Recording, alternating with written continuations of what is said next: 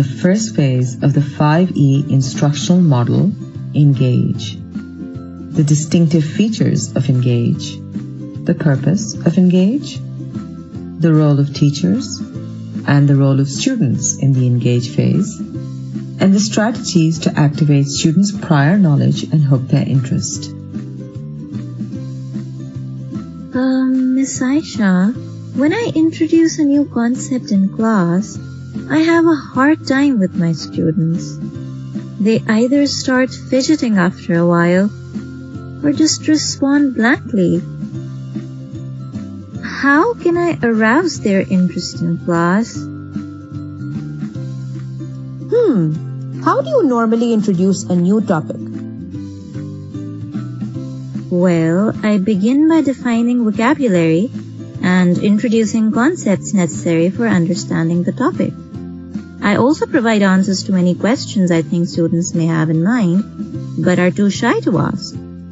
Finally, I use examples to show which ideas are correct or incorrect. I see what the issue is. You're teaching the new concepts directly to your students, instead of gradually drawing them in and arousing their curiosity about these concepts. Oh, how do I do that? Ms. Ramsha is facing a problem many teachers experience: keeping students involved and motivated to learn. In this video, we'll discuss the first phase of the 5E instructional model, Engage. As the name suggests, this phase aims to engage students in a learning task by helping them make connections between their past and present learning experiences. The 5E instructional model is based on the constructivist approach to learning. It facilitates inquiry-based learning by encouraging students to discover or construct information by themselves through experiential learning and reflective thinking, rather than having teachers directly reveal the information.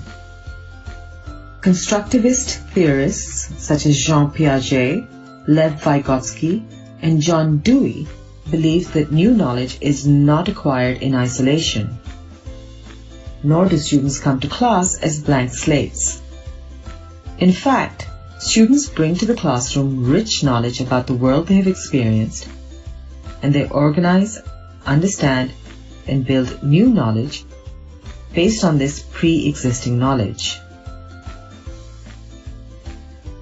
So it's important for teachers to activate their students' prior knowledge while introducing a new concept. Let's see how Ms. Ramsha tries to understand the different components of the Engage phase. The purpose of the Engage phase is to gauge students' prior knowledge about a topic and identify possible misconceptions in their understanding. It aims to stimulate students' interest in a topic and to gather essential data to inform future teaching and learning. So what exactly is the role of the teacher in the Engage phase?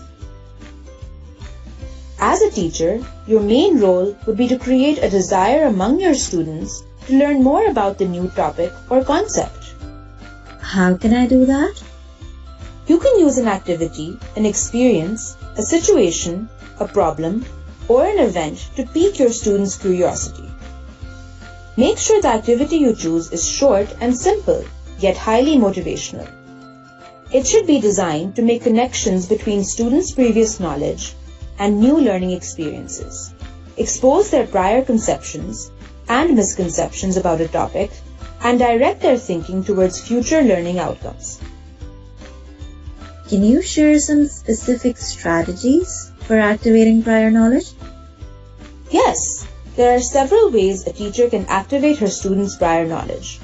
She can show visuals, such as a short, interesting video clip. She can also ask students to create a concept map.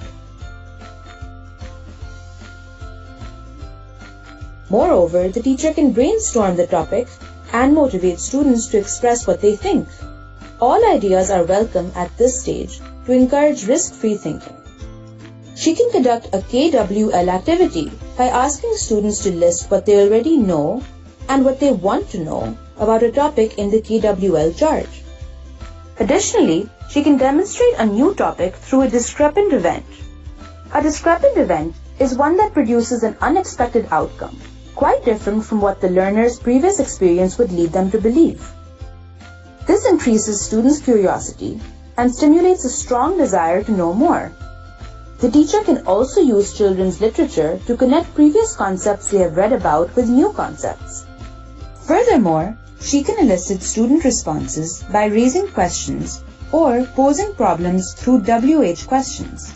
This will prompt students to recall and share their prior knowledge and experiences about the new topic. Finally, as students start thinking about the new topic, the teacher can also invite them to raise their own questions based on their existing ideas and misconceptions. Great ideas! But what should we expect from students during this phase? Good question. If the engagement activity is effective, it should leave students puzzled, intrigued, and curious about the learning activity. In the engage phase, students are active participants rather than passive listeners.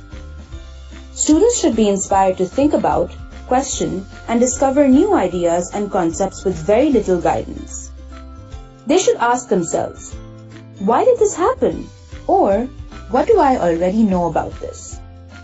Finally, they should show interest and excitement about learning more and ask themselves, what can I find out about this?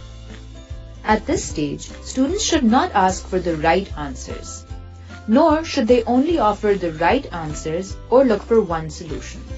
There should be no explanations by the teacher either. Let's see how Ms. Ramsha activates her students' previous knowledge using a few of the engaged strategies she just learned. Students, what do you understand by the word sound? It's something that can be heard.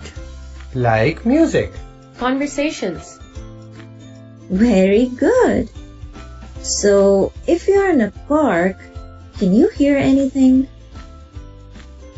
Yes, the chirping of the birds in the trees. The rustling of leaves on a breezy day. The laughter of children on the swings. Right. Now look at this video clip. What do you see? Two astronauts talking to one another. Yes, they're on the moon. Do you think they can hear each other without a radio or walkie-talkie? Yes, because they're standing close to each other.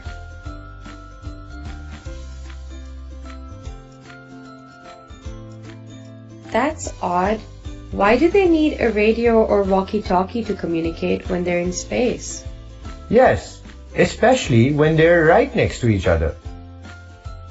Can anybody tell me why you can hear different sounds on Earth even from far away, while the astronauts in space cannot hear each other from such a close distance? I want to know more about this. Now, divide yourselves into pairs and use this KWL chart to brainstorm and record what you know and want to know about this topic. We'll fill in what you learned later. Did you notice Ms. Ramsha did not introduce the concept, sound needs a medium to travel, at all? Instead, she used visuals and a discrepant event to show a contradiction between what her students believed would happen based on their prior knowledge and what actually happened. The unexpected outcome challenged their previous beliefs and intrigued them enough to raise questions. Ms. Ramsha resisted the temptation to provide answers or formally explain the concept. Instead, she provided learning materials to help students uncover what they already knew about the topic and to identify what they did not yet understand. Having successfully captured her students' attention, Ms. Ramsha can now lead them to the next 5E model phase, Explore. To summarize, the Engage phase is critical to stimulating students' interest and curiosity in learning. It helps teachers assess students' prior knowledge, identify possible misconceptions, and collect diagnostic data to inform teaching and learning. Thus, it has the potential to change traditional teaching practices by encouraging active learning. Ms. Ramsha is well on her way to applying the Engage phase in her lessons. How about you? In the end, I leave you with some thought-provoking questions to ponder over for your next lesson.